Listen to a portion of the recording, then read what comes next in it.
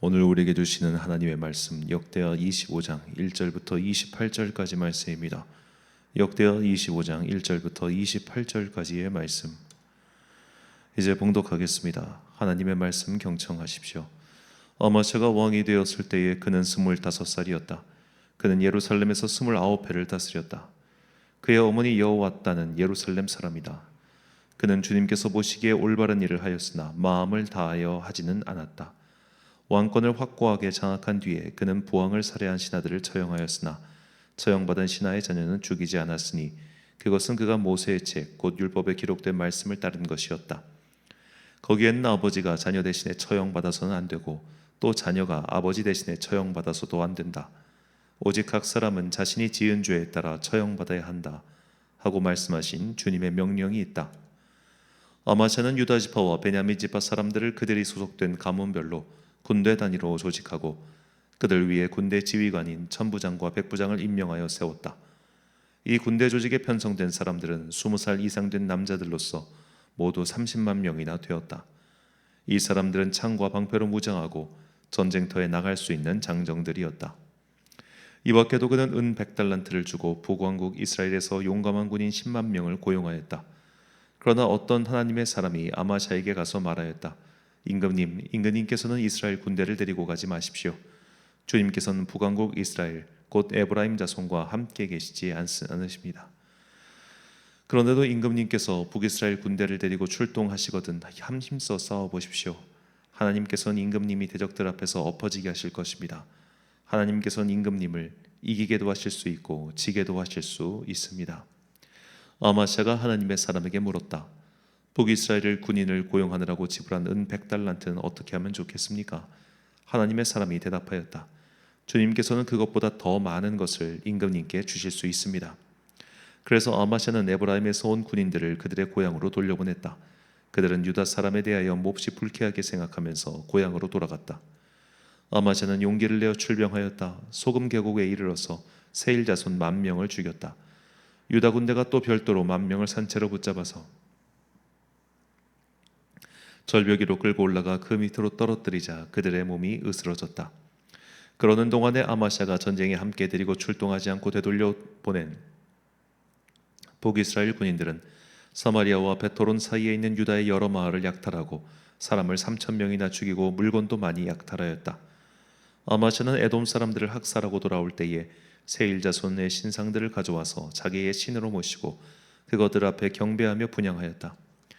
이 일로 주님께서 아마샤에게 크게 진노하셔서 예언자 한 사람을 보내시니 그가 가서 아마샤에게 말하였다.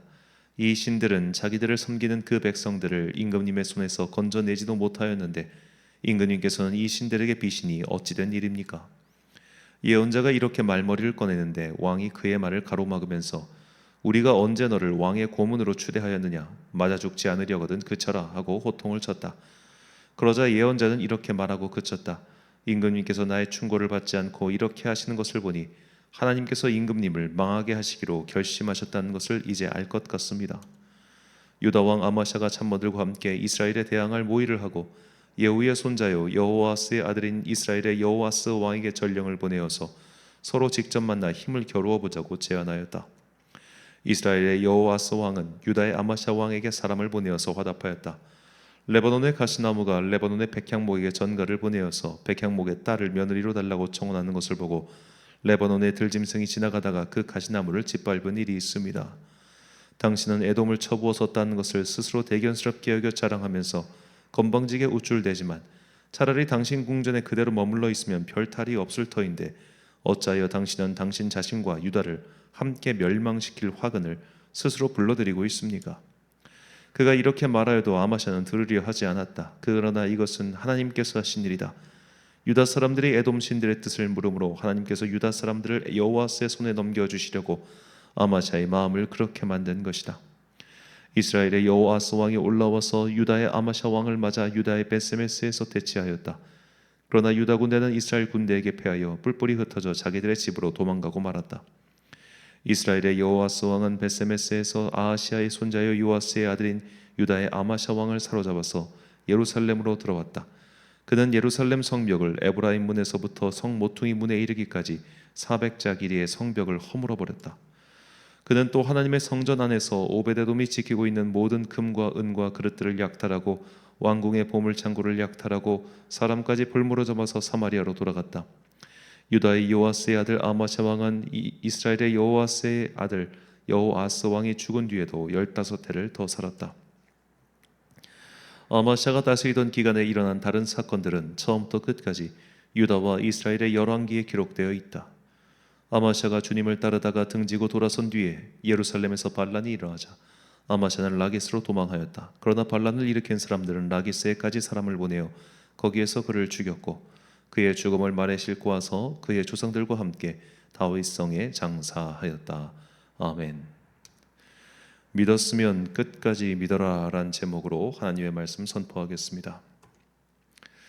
제가 주식을 해본 적이 없어서 정확하게 그분들의 마음을 잘 모르겠습니다만 적어도 그냥 뉴스나 기타 등등 다른 매체로 접했을 때 아마 주식 투자를 하신 분들은 소위 하락장이 이어지면 마음이 요동하시다가 그걸 파는 경우가 많은 것 같아요.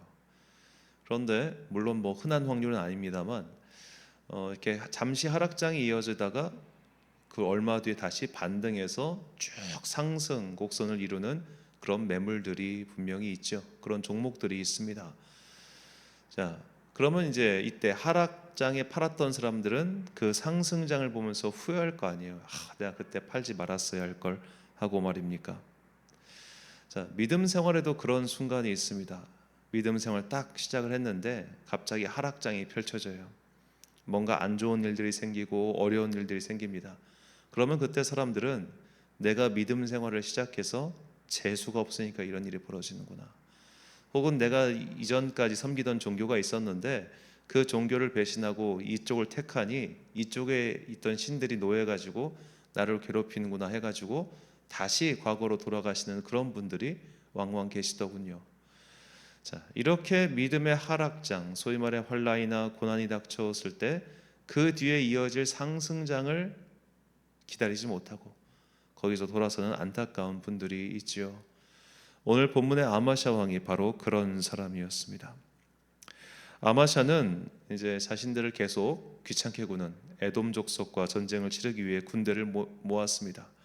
그런데 자기들 군대만으로는 뭔가 약간 좀 불안한 감이 있자 이 북이스라엘에서 용병들을 고용합니다. 용병 10만 명을 은 100달란트에 고용했어요. 자, 그런데 그들을 고용한 것을 하나님께서 기뻐하지 않으신다고 한 선지자가 전합니다. 그런데 아마샤가 그 말을 듣고 이렇게 대답해요. 이미 우리가 은 100달란트를 지불했는데 그럼 그거 어떻게 합니까? 라고 하자 그 선지자가 이렇게 대답합니다. 본문 9절 말씀. 아마샤가 하나님의 사람에게 이르되 내가 100달란트를 이스라엘 군대에게 주었으니 어찌할까? 하나님의 사람이 말하되 여호와께서 능히 이보다 많은 것을 왕에게 주실 수 있나이다 하니라. 자, 하나님께서 네가 이미 지불한 그 100달란트보다 더 큰 것을 주실 거야. 그러니 그들과 관계를 끊고 그들과 더 이상 뭔가 연수를 하지 말고 너희들만의 힘으로 싸워라. 내가 너희에게 승리를 줄 것이다. 이것이 하나님의 약속이었죠. 자, 그런데 우리가 본문을 보면 그런 약속을 믿고 북이스라엘의 용병들을 보낸 이후에 아마샤가 좀 이해하지 못할 행동을 합니다. 바로 에돔의 신들을 섬긴 것이죠. 본문 14절과 20절 말씀입니다. 아마샤가 에돔 사람들을 죽이고 돌아올 때에 세일 자손의 신들, 여기 세일은 에돔을 뜻합니다. 세일 자손의 신들을 가져와서 자기의 신으로 세우고 그것들 앞에 경배하며 분향한지라. 아마샤가 듣지 아니하였으니 이는 하나님께로 말미암은 것이라. 그들이 에돔 신들에게 구하였으므로 그 대적의 손에 넘기려 하심이더라. 아멘. 자, 우리는 이 이야기를 들으면서 의문이 생기죠. 믿기로 결정했는데 즉시로, 사실 전쟁이 끝나자마자 즉시로 믿는 신을 바꿔버립니다. 어째서 아마샤는 이런 행동을 벌였을까요?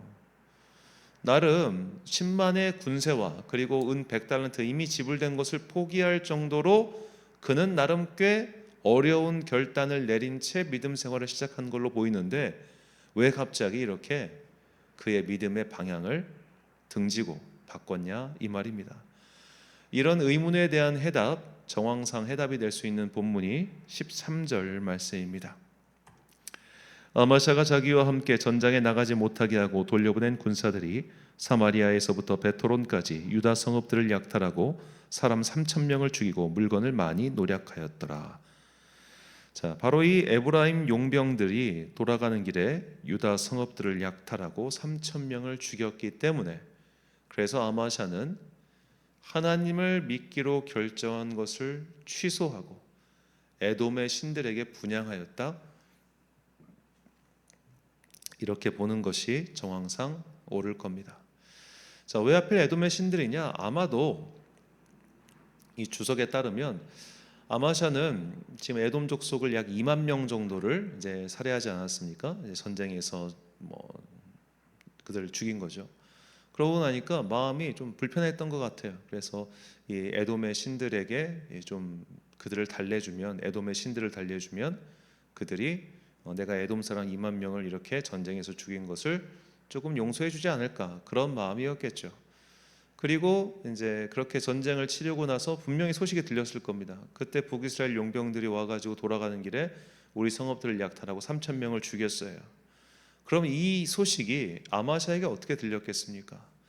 내가 하나님의 사람의 말을 믿고 그들을 돌려보냈더니 이렇게 됐구나. 내가 하나님을 믿기로 결정을 하고 그분께 한번 온전히 믿음 생활하기로 결정을 하고 이렇게 시작을 했더니 바로 이런 일이 생기는구나. 아, 하나님은 내가 못 믿겠다라는 마음 말이죠. 이렇게 믿음을 결단하고 시작했는데도 갑자기 환란이 닥쳤을 때, 아, 이건 믿을 만한 가치가 없다, 아예 믿어봤자 아무 소용없네라면서 믿음의 길을 등지는 분들이 계시죠. 예수님께서는 이미 이런 사람들에 대해서 이렇게 말씀하셨습니다. 마태복음 13장 20절과 21절 말씀. 돌밭에 뿌려졌다는 것은 말씀을 듣고 즉시 기쁨으로 받되 그 속에 뿌리가 없어 잠시 견디다가 말씀으로 말미암아 환난이나 박해가 일어날 때에는 곧 넘어지는 자요. 아멘. 믿음 생활하면서 우리 이런 분들 왕왕 볼 수 있죠. 예수님을 믿겠다고 결단을 내린 후부터 모든 것이 순탄하게 이루어지는 것이 아니라 뭔가 삐그덕댈 때, 뭔가 생각하지 못한 일들이 일어났을 때, 즉 아까 말씀드린 비유에 빗대어 다시 한번 말씀드리자면 하락장이 펼쳐졌을 때, 나는 상승장을 기대하고 이 종목을 샀는데 사자마자 하락장이 펼쳐지는 거예요. 그럼 마음이 힘들어진다 이 말입니다. 자, 돈이 들어가 있는 주식 투자라고 하는 것도 하락장이 펼쳐지면 마음이 힘들어질 때, 우리의 전 인생을 걸고 시작한 믿음의 길에 들어섰는데 그 길에 들어서자마자 은혜가 풍성히 임하기는커녕 삶이 곤고해졌어요. 어려워졌어요. 안 좋은 일들이 계속 일어나요. 그러면 누가 과연 기쁘게 믿음 생활을 할 수 있겠습니까? 그래서 우리가 성경 속에서 믿음의 위인들의 이야기를 많이 들어야 하는 이유가 바로 여기에 있습니다. 바울과 같은 사람, 예수님 믿자마자 그 다음부터 그의 인생은 고난의 연속이었습니다. 왜? 하나님께서 그를 그런 도구로 부르셨기 때문입니다. 이 사람은 이방을 위하여 세운 나의 도구라. 그리고 그가 이방을 위한 도구로 세움을 받았기 때문에 그의 인생은 그때부터 사실 피곤했어요. 그래서 바울은 무엇을 보고 달려갑니까? 면류관을 보고 달려가는 거죠. 하나님의 선지자들이 다 그랬습니다. 하나님을 믿고 나니까 그에게 부귀 영화와 명예가 생긴 것이 아니라 곤고함과 어려움과 추격당하는 일들이 벌어졌죠. 이미 우리가 예레미야를 자주 말씀드렸습니다만 예레미야 인생 또한 그런 인생 아니었겠습니까? 믿음 생활을 시작해서 경제적인 부유함과 가정의 안락함과 평안이 찾아온 경우도 많습니다. 그런 믿음의 축복을 받은 사람들 또한 많습니다. 하지만 그런 일이 생기지 않는다고 해서 하나님께서 그와 함께 하시지 않는다라고 말할 수 없다는 겁니다. 믿음 생활을 시작해서 모든 것이 순적하게 순탄하게 풀리는 것만은 아닙니다. 오히려 하나님께서 그를 환난을 이겨낼 도구로 삼으사 주변의 사람들에게 그를 통하여 위로를 받게 하실 그런 인생들도 분명히 있습니다. 아마샤는 생각하지도 못한 손해, 즉 환난과 박해가 닥치자 금방 하나님을 버리고 이방의 신을 택했습니다. 그는 한때 믿음의 길을 선택했지만, 그리고 분명히 어려운 결단이었지만 그 길을 끝까지 지키지 못했습니다. 그래서 말년에 비참했지요. 주님께서는 우리에게 분명히 말씀하셨습니다. 너희가 믿음의 길을 가는 것, 그것 때문에 세상으로부터 미움을 당할 일도 분명히 있다라고 말이지요. 그래서 우리가 하나님의 길을 따라갈 때 분명히 축복도 주시고, 그것은 이 땅에서의 축복도 포함되어 있습니다만, 그것이 오지 않는다고 하여 우리와 하나님과의 관계가 끊어진 것도 아니며, 우리가 이 땅에서 그것을 받지 못할 때 반드시 저 하늘나라에서 정산이 이루어진다는 것, 이것을 잊어서는 안 됩니다. 그래서 사도 바울은 우리에게 다음과 같이 권면합니다. 로마서 5장 1절과 3절 4절 말씀. 그러므로 우리가 믿음으로 의롭다 하심을 받았으니 우리 주 예수 그리스도로 말미암아 하나님과 화평을 누리자. 다만 이뿐 아니라 우리가 환난 중에도 즐거워하나니 이는 환난은 인내를, 인내는 연단을, 연단은 소망을 이루는 줄 알미로다. 아멘. 사랑하는 천안광성교회 성도 여러분, 그리고 이 새벽을 함께 깨우고 계신 귀한 주님의 자녀 여러분, 하나님을 믿기로 결정했다면, 예수님을 나의 생명의 구주로 모시기로 결정했다면 그 결정을 끝까지 지키십시오. 힘들고 짜증나고 답답한 일이 생기면 아이 다 때려쳐 라는 생각이 들 때도 있을 겁니다. 어느 목사님의 간증처럼 자신의 아내가 죽은 날 그렇게 간절히 기도하고 또 기도했음에도 기도가 응답되지 않을 때 우리는 크게 실망하고 낙심할 겁니다. 하지만 그런 일이 벌어진다 하더라도 포기하지 마십시오. 하락장이 찾아왔다고 그것을 팔아버리면 곧 찾아올 상승장에 크게 후회하게 될 것입니다. 믿는 자들에게는 반드시 주님께서 주시는 그 평강 가운데 최종 승리가 기다리고 있음을 잊지 마시고, 끝까지 우리가 선택한, 우리가 결단한, 그리고 우리를 부르신 그 믿음의 길 끝까지 잘 지켜가는 여러분과 제가 되시길 주님의 이름으로 축원합니다. 기도하겠습니다. 사랑과 은혜가 풍성하신 아버지 하나님, 주님께서 우리를 이 길로 부르셨고 또한 우리는 그 부름에 순종하여 이 길을 걸어가고 있습니다. 이 길을 걸어가는 동안 생각하지 못한 환난과 고난이 닥쳐온다 하더라도 주님께 등을 돌리지 않고 그래도 끝까지 십자가의 길 묵묵히 걸어가 마침내 주님께 최종 승리의 면류관을 얻는 주님의 귀한 자녀들 되게 하여 주옵소서. 나는 예수 따라가는 십자가 군대라는 것을 잊지 않고, 비록 군인처럼 전지에 나가는 동안 적들의 창과 칼에 찔림당하고 피 흘린 때가 분명히 있다 할지라도 끝까지 진격하여 마침내 우리의 대장 되신 예수 그리스도와 함께 승리의 깃발 아래서 기뻐 춤추는 자들 되게 하여 주옵소서. 한 주간의 업무를 마치는 금요일입니다. 오늘 저녁도 함께 모여 소리내어 기도할 때 뜨거우신 성령님 우리 가운데 자정하셔서 우리 마음 가운데 믿음의 확신을 더하여 주옵소서. 주님의 귀한 생명이 오늘 태어나 또한 자라가고 있습니다. 그 생명의 길 인도하여 주시고 그가 하는 모든 일들의 지경을 넓혀 주옵소서. 사랑하는 자녀들에게 복과 은혜 내려주시고 하는 모든 일들 가운데 주님의 성령의 인도하심이 있기를 간절히 소망합니다. 오늘 하루도 참 좋으신 우리 주님의 은총과 평강이 모든 성도들과 함께 하시기를 간절히 소망하오며 이 모든 말씀 우리 구주 예수 그리스도의 이름으로 기도드립니다. 아멘. 오늘의 기도 제목입니다. 생각지도 못한 고난이 닥쳐올 때 내 믿음은 어떻게 반응하고 있습니까? 환난 중에도 소망을 잃지 않도록 굳센 믿음을 달라고 기도하십시오. 오늘 주신 기도의 제목 가지고 기도와 묵상에 힘쓰는 하루 되시길 바랍니다. 기도하겠습니다.